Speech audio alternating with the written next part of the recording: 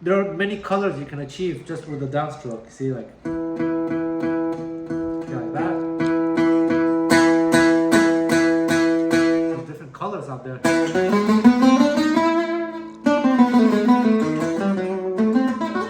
And that's one of the typical ones. This pop. And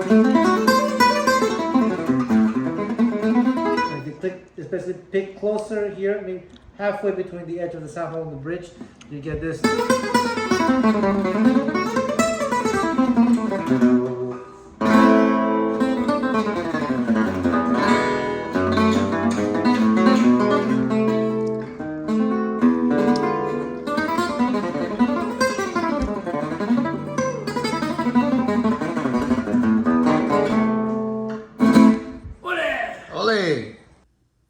Hey guys, it's your friendly neighborhood Dennis Chang. I think every neighborhood has one of those.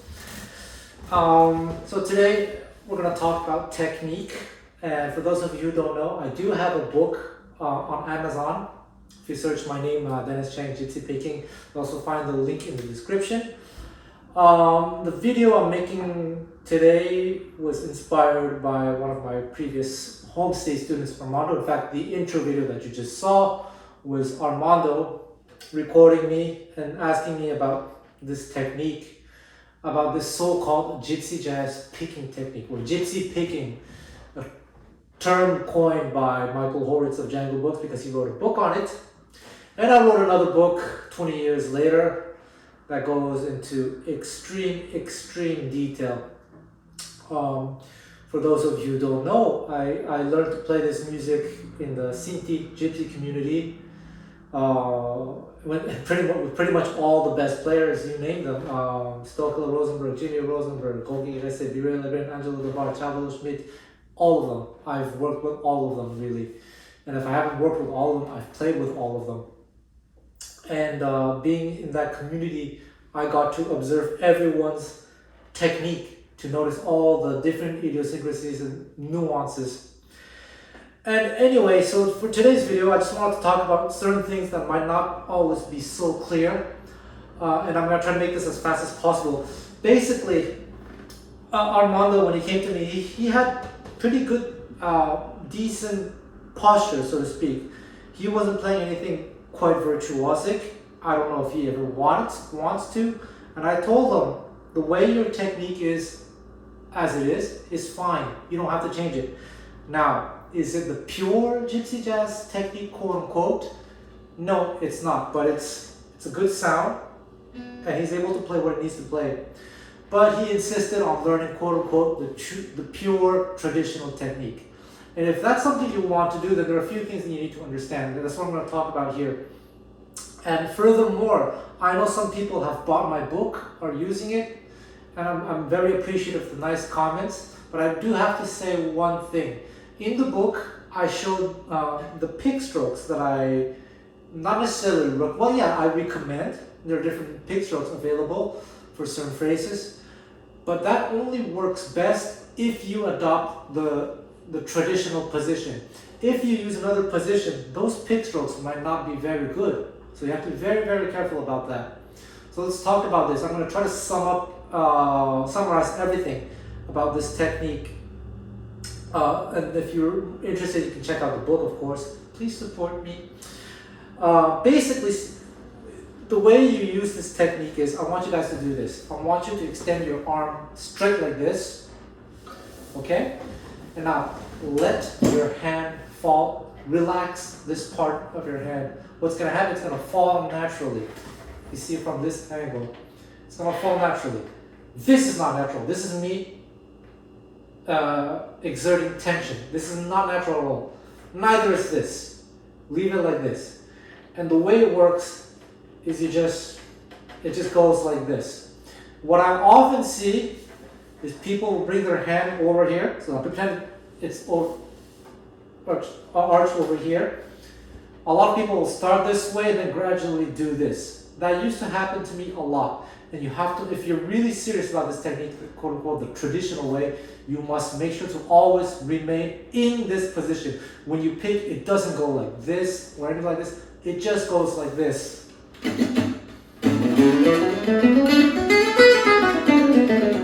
always maintain this position. Okay? Very, very, very important. So one way I used to practice in front of the mirror. Imagine the camera is the mirror, and I used to watch myself in front of the mirror like this. And whenever I caught myself doing this, I would tell myself, oh, go back here. So you have to look at your right hand when you practice if you're trying to adopt this technique. In my experience, if you do this for about 3 to 6 months and you practice every day, you should start to get used to it. You'll get to a point where you don't have to think about it anymore. So that's one of the first things I want to talk about. Then the question I get the most is it true that when you start a new string with a downstroke, when you start a new string, it should be with a downstroke? Yes and no, and I'm going to explain this why. This is not a rule that was created for the sake of creating a rule. I'm going to explain this to you right now. If you adopt this technique, the second thing you have to concern yourself with is the plane of attack. You are attacking the strings at an angle, like this. Not parallel, but at an angle. Boom, like this. I'm exaggerating, of course. So in order for this to happen, you may have to tilt your arm a little bit this way. I'm going to exaggerate. Some people have their arms tilted this way. So that's keeping in mind that I'm exaggerating. No, it's this way. More closer to this than this. As if maybe you're going to catch something, but not quite. It's not, I'm exaggerating here, but that allows you to get this angle. Second thing is, I notice some people using their wrist, but still not using the technique correctly. The point of this technique is to get a distinct sound, but also a certain power that's hard to achieve otherwise. So some people will anchor their fingers here, which I do as well, but they anchor it so much that they only engage the wrist.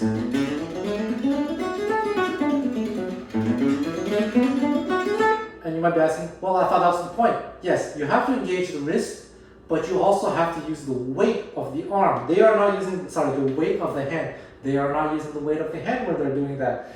So it's okay to rest your fingers here, but not at the expense of learning to use the weight of your hand. In which case, I highly, highly recommend that you practice in the beginning with a floating hand, like this. It doesn't have to be a completely closed fist, but like relatively close. And use both the wrist and the weight of the hand and attack at an angle. And when those three conditions are met, what's going to happen when you do a downstroke on, let's say, the A, even without trying, it's going to be a rest stroke. Rest stroke meaning that as soon as I strike the A string, it is immediately resting on the D string.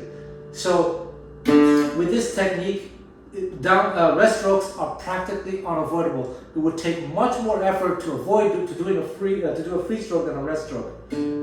Yeah, it's too hard. It's just automatic.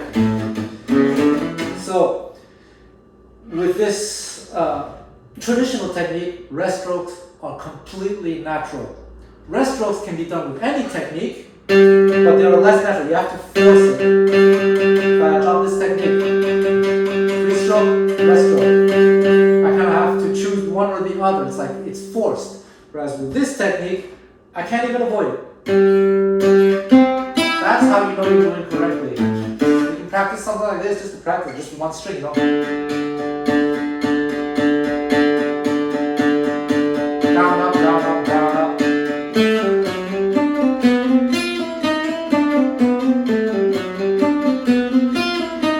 And with different tones, you can get more of a snap by kind of like whipping your hand.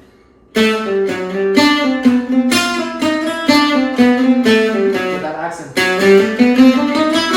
bit closer between the sample and the bridge.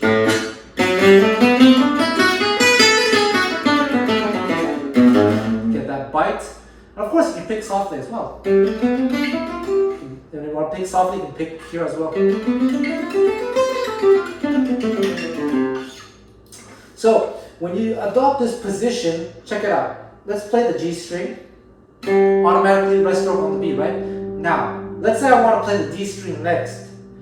It actually takes more effort, as I talk about it, as I explain in the book, to do an upstroke on the D string than a downstroke. Check it out. I'm going to do hit the G string, and to get to the D string, the easiest thing to do is another downstroke. If I want to do an upstroke on the D string, I would have to do this downstroke on the G string. Now it's resting on the B automatically. I don't even try. I have to lift my hand and bring it over to the under the D string, then do up. That takes too much effort. The only way to do that naturally is to change the angle, the plane of attack, like this. In which case, I no longer get the natural rest stroke. So that's why you start a new string with a downstroke. So this technique was never meant to be used to play hypersonic speed shred lines, even though some people still manage to play crazy fast, but nowhere near as fast as some of the craziest heavy metal shredders. So there are limitations to this technique. It's all about sound more so than high speed virtuosity. But then you may ask, okay, then how do some people manage to play very, very fast? Now it depends on the line. So often one thing we do in this style is arrange the notes on the left hand so that it feels natural on the right hand. That would often mean, as much as possible, arranging the notes so that you avoid double downs. So there are some players like on my DC music school, for example, Punch Weiss, a young guy, check him out, he's amazing. Punch, P-A-N-S-C-H. There's no official spelling in the Gypsy language. Punch means 5, by the way. Punch Weiss. He also goes by Tikno Weiss. Tikno means small in the Gypsy language. Anyway, he's actually a huge guy. Really tall. Boom. For example, he would arrange things, I'm just exaggerating here, just an example, but he would arrange things so that it's even numbered on the left hand. And therefore, double downs are avoided. He would arrange a lot of his patterns that way. That's one of the tricks. But if you are going to use a double down, often you avoid more than 2 consecutive double downs in a row. So for example, this famous Stockler-Rosenberg lick.